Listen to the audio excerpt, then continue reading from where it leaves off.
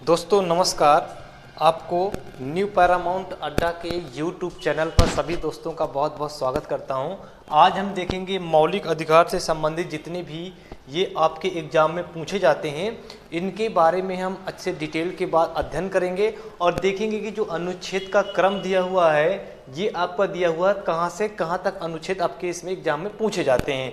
तो आइए इसको एक वन बाय वन करके इसको देखते हैं और देखने के बाद ये हम इससे एनालाइज करेंगे कि एक स्टोरी के माध्यम से मैं इसको प्रस्तुत करूंगा और देख लेंगे कि आप कितना जल्दी इसको आसानी से याद कर सकते हैं।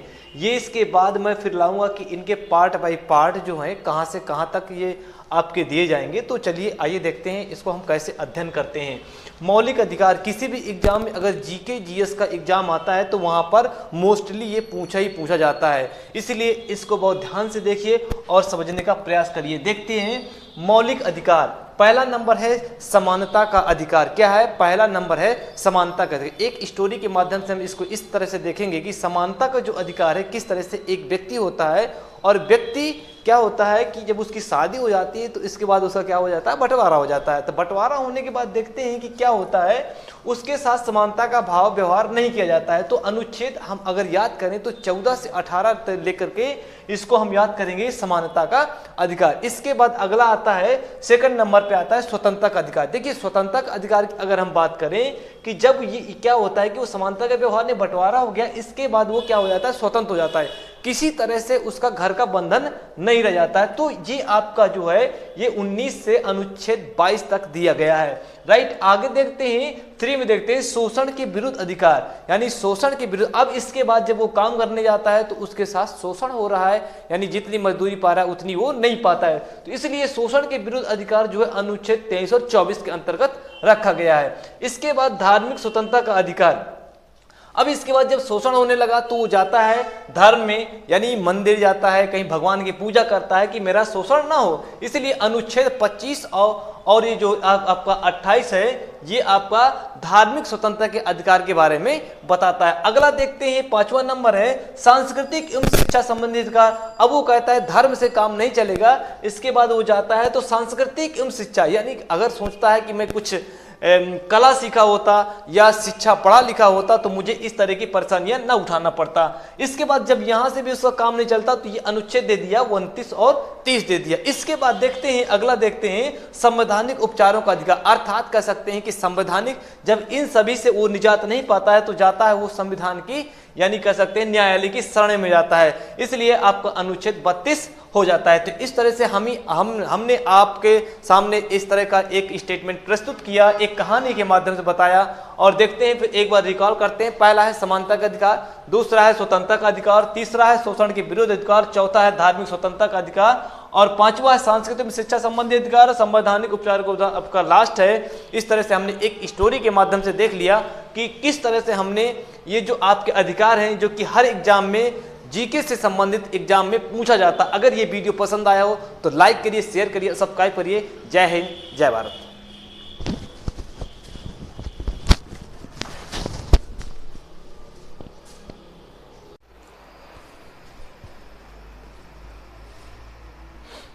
आइए देखते हैं समानता का अधिकार। समानता का अधिकार के बारे में 14 से 18 की चर्चा की गई है।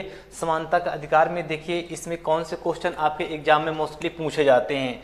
देखिए अनुच्छेद 14 ये कहता है कि विधि के समक्ष समानता का अधिकार, इसको आपको अच्छे से याद होना चाहिए। विधि के समक्ष समानता का अधिकार। अनुच्छेद 15 की बात करते हैं तो यहाँ ये 14 में आपको विधि, यहाँ आपको पकड़ना है कुछ ऐसे कीवर्ड्स होते हैं जो कि हर अनुच्छेद में कीवर्ड्स है, उस कीवर्ड के सहारे से हम क्या है हर अनुच्छेद को डिफाइन कर सकते हैं। चलिए आइए अनुच्छेद 15 देखते हैं। अनुच्छेद 15 बहुत इजी याद करने के लिए, इसमें धर्म ले लीजिए, जाति ले लीजिए, मूल वंश ले लीजिए, लिंग ले लीजिए और जन्म स्थान में विभेद। तो इस तरह से ये जो कीवर्ड्स हैं इनके सहारे से आप इसको याद कर सकते हैं। चाहे आइए अनुच्छेद 16 देखते हैं। लोक नियोजन में अवसर की समानता। क्या है? लोक नियोजन में यानी सरकारी नौकरियों में हर किसी को समानता का अधिकार है। यहाँ पर आप लोगों को समान अधिकार दिए जाएंगे, इसलिए ये लोक नियोजन में अवसर की समानता की बात कही गई है। अनुच्छेद 17 है अस्पृश्यता यानी छुआछूत का अंत। इस अनुच्छेद के तहत जो है अस्पृश्यता, ये कई बार आपके एग्जाम में पूछा गया है, तो आप इसको ध्यान रखिएगा। आइए अनुच्छेद 18 को देखते हैं, उपाधियों का अंत, यानी जो उपाधि पहले मिलती थी जैसे वायसराय, गवर्नर हो गए, इस तरह से जो उपाधियां मिलती थी अब इनको समाप्त कर दिया गया है अनुच्छेद 18 के तहत। और बहुत सारी ऐसी उपाधियां जैसे डॉक्टर की उपाधि, तो अभी इस तरह की उपाधियां आपको दी जाती हैं, तो आपको याद रखना है। चलिए आइए स्वतंत्रता के अधिकार में देखते हैं। स्वतंत्रता का अधिकार ये आपके अनुच्छेद 19 से लेकर के 22 तक इसमें वर्णन किया गया है। अनुच्छेद 19 क्या है? अभिव्यक्ति की स्वतंत्रता। क्या की गई है इसमें? अभिव्यक्ति की स्वतंत्रता 19 में। इसमें अलग अलग पार्ट दिए गए हैं, तो उस पार्ट को याद करने की आपको विधि होनी चाहिए, यानी ट्रिक होनी चाहिए। किस तरह से याद करते हैं आइए देखते हैं। बोलने की स्वतंत्रता, यहां पर आप टिक मार्क करेंगे। बोलने की स्वतंत्रता, एक व्यक्ति था जो अकेले ही वो बोलता जा रहा था, इसके बाद जब बोलता गया कोई नहीं उसका सुना, तो शांतिपूर्ण रूप से, क्या शांतिपूर्ण रूप से एकत्र होने की स्वतंत्रता। यहां पर आपको ध्यान रखना है बिना हथियार के, क्या है? बिना हथियार के उसको क्या है यहां पर ये एकत्र होने की स्वतंत्रता है, यानी कोई हथियार लेकर के नहीं हो सकता है। ठीक है, अगला आते हैं 19 के थर्ड में देखते हैं, सभा या समूह बनाने की स्वतंत्रता। यानी अब उसके बाद जब वो इकट्ठा हो गए तो अब कहते हैं कि कई लोगों का ग्रुप बना करके हम क्या करें, यहाँ पर सभा करें। इसके बाद आगे भारत में आवागमन, यानी समूह आपको याद रखना है। और इसके बाद भारत में आवागमन की स्वतंत्रता, यानी भारत में किसी भी स्थान पर आप जा करके वहां पर आवागमन कर सकते हैं। अर्थात कह सकते हैं कि पहले आपका जो 370 अनुच्छेद था उसमें जम्मू कश्मीर को छोड़ करके किया जाता था, लेकिन जब 370 अनुच्छेद क्या हुआ, यह हट करके केंद्र शासित प्रदेश बन गया, तो वहां पर भी आप लोगों को स्वतंत्रता का अधिकार हो गया, वहां पर भी आप आवागमन कर सकते हैं। इसके बाद भारत में निवास करने की स्वतंत्रता, आप भारतीय किसी भी कोने में जाकर के निवास कर सकते हैं, ये आपका किसके अंतर्गत? अभिव्यक्ति की स्वतंत्रता के अंतर्गत आता है। भारत में आजीविका, यानी जब वो निवास करने लगा तो आपका रोजगार करने के लिए, कोई धंधा बिजनेस करने के लिए, यानी आजीविका के लिए कोई वो धंधा कर सकता है, इसमें इसके अंतर्गत ये आपको बताया गया है। चलिए आइए अनुच्छेद देखते हैं अब 22 में, अनुच्छेद 20 में देखते हैं, अपराध के दोष सिद्ध की स्वतंत्रता। यहां पर यह बताया गया अपराध के दोष सिद्ध की स्वतंत्रता यहां पर किस तरह से हम प्राप्त कर सकते हैं। देखिए 20 में आपको 3 तरह का बताया गया। क्या बताया गया? उसे कानूनी अपराध, क्या बताया गया उसमें? उसे कानूनी अपराध के समय, अपराध के समय जो सजा मिलेगी वही मिले, उसे कानूनी सजा अपराध के समय ही दी जाएगी, बाकी नहीं दी जाएगी। उसे खुद के विरुद्ध वाद नहीं किया जा सकता, ये भी इंपॉर्टेंट है, यानी खुद के विरुद्ध हम उसको क्या नहीं कर सकते हैं, वाद नहीं कर सकते हैं। आइए देखिए, एक अपराध के लिए एक ही सजा का प्रावधान, यानी अपराध अगर एक बार किया है तो उसका एक ही सजा उसमें मिलनी चाहिए। आगे देखते हैं अनुच्छेद 21, प्राण एवं दैहिक या फिर कह सकते हैं जीवन का अधिकार, यानी जीवन जीने के भी हर किसी व्यक्ति का अधिकार होता है। अनुच्छेद 21 के अंतर्गत यह है का है, इसमें क्या गया, 6 से 14 वर्ष के बच्चे जितने भी हैं उनको क्या है, अनिवार्य एवं निःशुल्क शिक्षा देने का अधिकार इसके अंतर्गत बताया गया है। ये अनुच्छेद किसके तहत, ये आपको याद रखना पड़ेगा, यानी संविधान संशोधन 86वें संविधान संशोधन 2002 के द्वारा इसको क्या है, इसमें स्थान दिया गया है, यानी जोड़ा गया। ये भी क्वेश्चन बहुत महत्वपूर्ण है, यहां से भी क्वेश्चन आपके कई बार पूछा गया है ये। आइए अनुच्छेद 22 क्या कहता है? अनुच्छेद 22 ये कहता है गिरफ्तारी का संरक्षण, यदि गिरफ्तार हो जाते हैं तो किस तरह से आप संरक्षण प्राप्त कर सकते हैं, इसके बारे में बताया गया है। यानी कारण पूछने का आपका अधिकार है कि कारण पूछा जा सकता है, हमें किसकी वजह से गिरफ्तार किया गया है, ये भी आपको याद रखना है। चलिए 24 घंटे के अंदर उपस्थित होना, यह भी है कि 24 घंटे के आपको उपस्थित होना पड़ेगा, लेकिन इसमें यह है यात्रा का समय नहीं जुड़ेगा। क्या है इसमें? यात्रा का समय है, समय नहीं जोड़ा जाएगा, आपको इतना याद रखना पड़ेगा, समय इसमें नहीं इंक्लूड होगा, ये आपका 24 का सेकंड है। चलिए मनपसंद कानूनी सलाह, यानी मनपसंद कानूनी सलाह का मतलब यह है कि आप वकील कर सकते हैं अपने मन का, उसमें किसी तरह का प्रावधान मानी कह सकते हैं कि आरोप नहीं लग सकता है, यानी मनपसंद यानी कानूनी सलाह है, आप इसको ले सकते हैं, सलाह कर सकते हैं, यानी कानूनन आपका अधिकार है ये। चलिए आइए अब इसके बाद देखते हैं शोषण के विरुद्ध अधिकार किस तरह, यानी शोषण के विरुद्ध अधिकार जो है ये आपका किसमें है, शोषण के विरुद्ध अधिकार है, ये आपका अनुच्छेद यहाँ से यानी 23 और 24 में इसका वर्णन अच्छे से किया गया है। तो इसमें देखते हैं अनुच्छेद 23 कह रहा है मानव व्यापार, क्या कह रहा है, मानव व्यापार, बालाश्रम, बधुआ मजदूरी, इस तरह से आपके इसमें निषेध बताया गया है अनुच्छेद 23 में। अनुच्छेद 24 14 वर्ष के कम आयु के बच्चों के लिए अनिवार्य, ये जो है कारखानों में जो काम करते हैं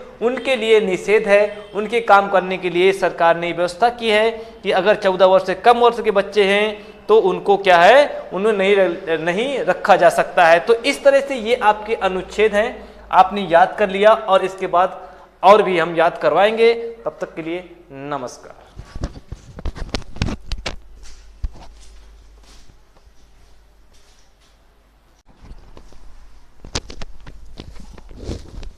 आइए देखते हैं धार्मिक स्वतंत्रता का अधिकार। धार्मिक स्वतंत्रता के अंतर्गत हम जो धर्म की पूजा करते हैं उसके अंतर्गत अगर यदि कोई प्रावधान आते हैं या फिर उसमें परेशानियां आती हैं तो उसके अंतर्गत देखते हैं किस तरह से हम इसको पढ़ेंगे। अनुच्छेद 25 आपका क्या कहता है, धर्म मान्य आचरण प्रचार की स्वतंत्रता। ये जो है आपके अनुच्छेद 25 के अंतर्गत बताया गया है आप लोगों को। आइए और देखते हैं अनुच्छेद 26 धार्मिक प्रबंधन की स्वतंत्रता।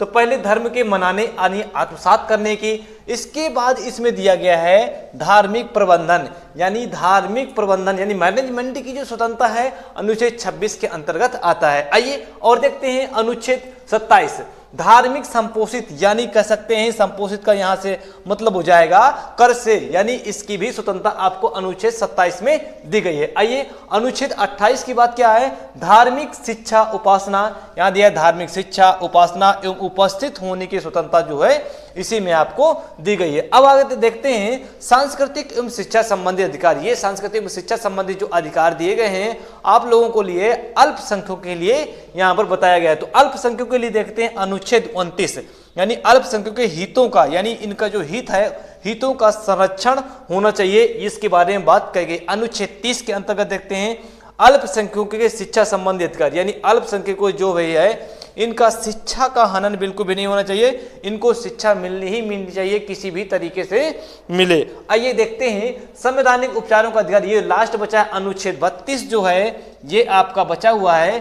क्या है ये, यदि उपयुक्त यानी जितने दिए हुए मौलिक अधिकार हैं अगर इनका क्या होता है, हनन होता है, यानी इनका किसी भी तरह से क्या किया जाता है, माना नहीं जाता है, तो आप उच्चतम न्यायालय और उच्च न्यायालय में इसका क्या कर सकते हैं, रिट दायर कर सकते हैं, अपील दायर कर सकते हैं। आइए देखते हैं उच्चतम न्यायालय में जो है आप अनुच्छेद 32 के तहत जाकर के अपील दायर कर सकते हैं और उच्च न्यायालय में 226 यानी 226 के तहत जो है आप क्या है इसमें अपील दायर कर सकते हैं। ये कई बार मोस्टली क्वेश्चन आपके एग्जाम में हूबहू सेम टू सेम मिलता है, ठीक है।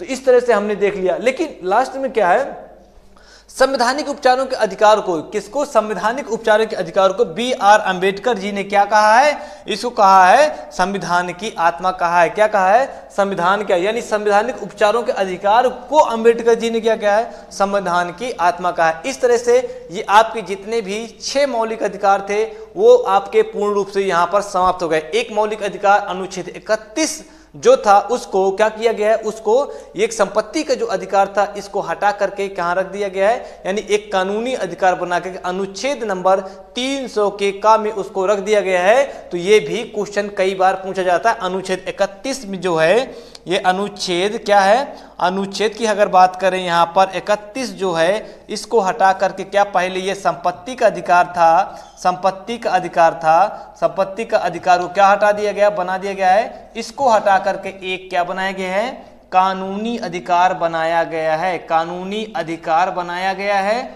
और इसको कहाँ रखा गया है, इसको 300 के का में स्थान दिया गया है। इतना आपको यहाँ पर याद रखना है। और पूछा जाता है कि संविधान संशोधन के तहत